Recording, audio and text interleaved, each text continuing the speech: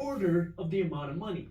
This is why how much time your money has to grow and compound is so important, which is why if you're in your 20s, you want to start investing sooner rather than later and understand markets go up and down and continue investing through the ups and downs. Second, instead of buying a home, buy a rental property. See, everybody talks about the value of you going out and buying a home in your 20s, but when you go out and buy a home to live in, the way that you make money is if you can sell this home for a profit. What some people like to say is if this home goes up in value, you can pull cash out. But that's kind of a risky game because if you're pulling cash out to go out and buy cars, you're using the money from your home to buy things that are losing value, like a car or a vacation. So let's not talk about that. People are hoping that you can buy this home for $400,000 and you'll be able to sell it for $500,000 10 years from now. But when you sell it, you're no longer going to have a home to live in. Not to mention the fact that when you live in this home, you also have to pay for the property taxes out of your pocket. You have to pay for the insurance out of your pocket. You got to pay for the maintenance out of your pocket. You got to pay for the upgrades out of your pocket. And you have to pay for all the other expenses associated with the home ownership out of your pocket. Versus what worked well for me was buying rental properties in my 20s instead of worrying about buying a home. Now, if you don't have the money to go out and buy a rental property, just stick with me and I'll show you another option that you have. But now, instead of you going out and buying a home to live in where you got to pay for all the expenses out of your pocket, when you go out and buy a rental property, now what you're doing is you're buying a property not to live in yourself, but to rent it out to somebody else. And if you do it correctly, now this property is going to be generating cash flow through the rent. Now, this rent is going to be used to cover the property taxes, the insurance, the maintenance, the management fees, the upgrades, and hopefully the mortgage as well, because if it's not paying for the mortgage and everything else, it is not a good cash flowing deal, and you want to find a good deal that's covering all these expenses and then putting some money in your pocket as well. So now when you have this rental property that's paying you money every single month, and then that rental property grows in value, well, now you can sell that rental property and buy a bigger rental property. And there are a lot of tax shields that allow you to do this without paying any money in taxes. It's called a 1031 exchange. I'm not going to go over that in this video, but what it allows you to do is if you bought this property for $400,000 and you sell it for $500,000, you can sell this, take that $500,000, go out and buy a bigger rental property that's paying you more cash flow and not have to worry about any of the property appreciation taxes. Now, of course, you get the same benefit if you went out and bought your own home and you sold your home for a profit. There are a lot of tax deductions there when you sell the home for a profit as well. However, when you have the repairs and upgrades here on the rental property, it's being paid for through the tenant's rental income that you're generating instead of paying for it out of your pocket. And then you can use this rental property income to help subsidize the home that you want to buy yourself. Now, if you're saying, but Jaspreet, I don't know if I have all the money to go out and buy a rental home and then buy a home for myself. Well, another thing that you could also consider is potentially house hacking. Because what house hacking allows you to do is it allows you to do one of two things. House hacking, number one, is you can go out and buy a home like this to live in yourself. And when you buy a home to live in yourself, you get to qualify for lower mortgage rates because when you buy a home to live in yourself, you get a primary residence mortgage, and your primary residence mortgage is a lower interest rate than an investment property mortgage. So now you go out and you get a primary residence mortgage to live in this home yourself. But one of the things that nearly every mortgage allows you to do is they allow you to move out after a year and 1 day, and then you can turn this property into a rental. So now, what does this mean? Well, now you can buy this property to live in. You live there for a year and a day because you have to have the intention to live there.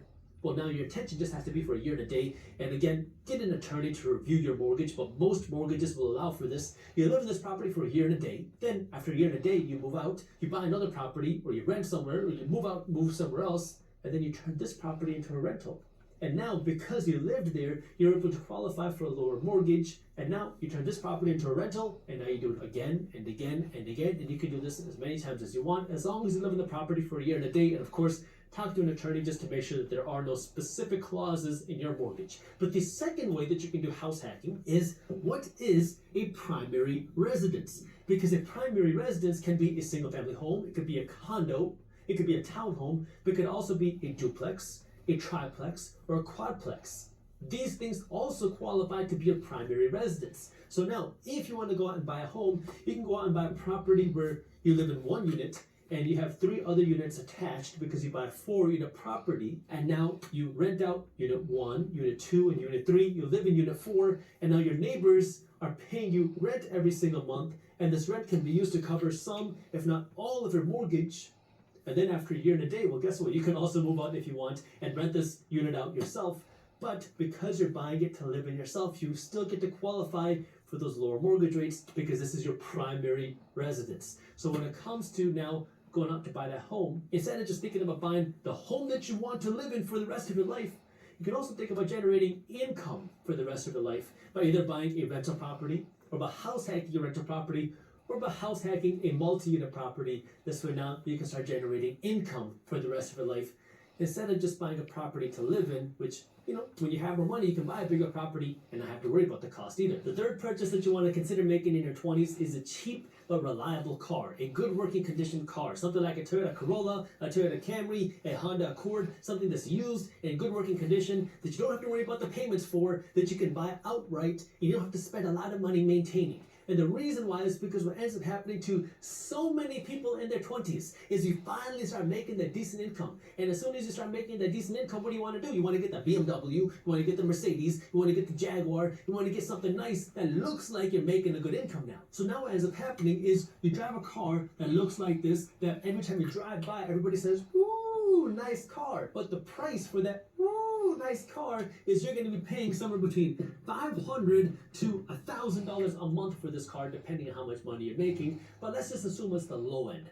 $500 a month for this car. Not to mention now you also got to pay the premium gas. Not to mention now you also have the more expensive insurance. Not to mention now you also have the more expensive maintenance, but we'll ignore that for now. We'll just take a look at this car payment. You also have to pay $8,000 down to buy this car, but now you just set yourself up for years, if not decades, for car payments. And you might say, but just, what do you mean decades of car payments? I'm going to pay off my car in 5 years. Well, what ends up happening to a lot of people now is you spend $500 a month for 5 years. And then you finally pay off this car after paying $500 a month for years, and then you no longer have a car payment.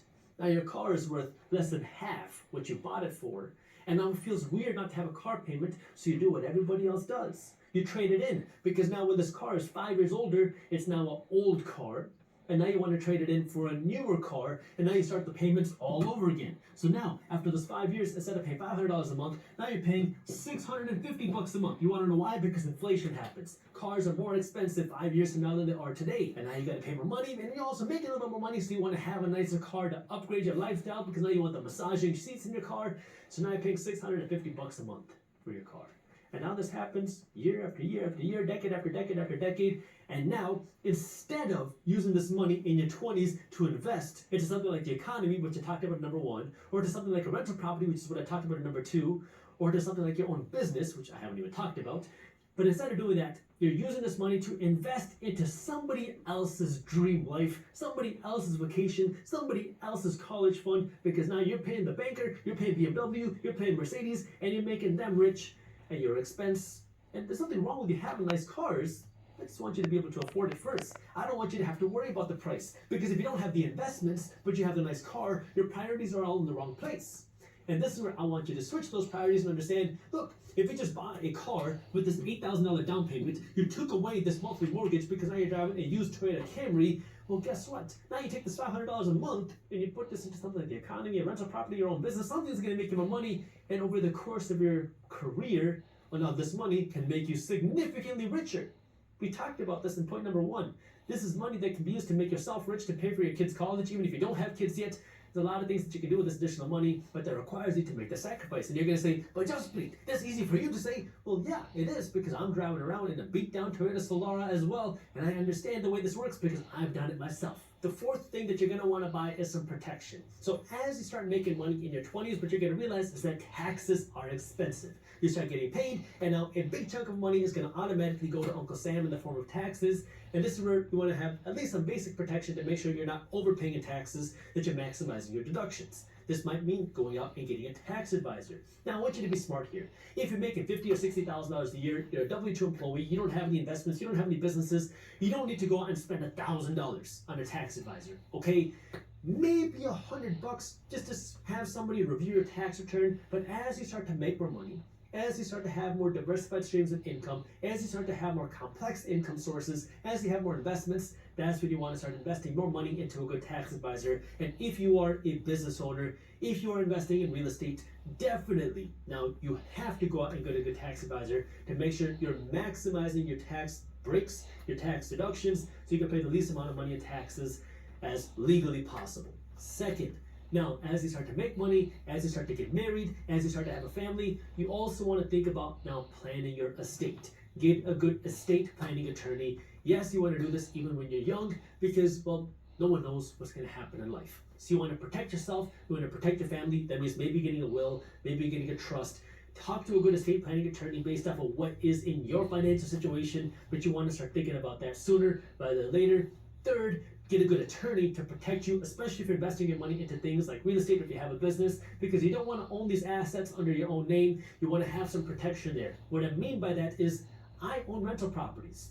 Actually, scratch that.